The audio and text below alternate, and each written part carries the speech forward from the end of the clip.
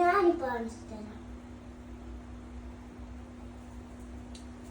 കരിയില പൊടിയില്ല കൊണ്ട് വേസ്റ്റ് ചെയ്തു.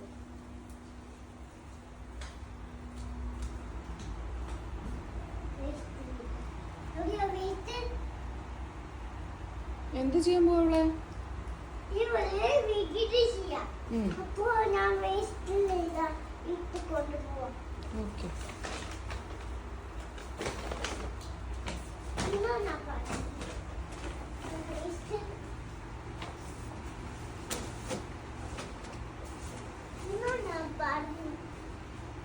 അപ്പൊ അവളെ വേണ്ടേ?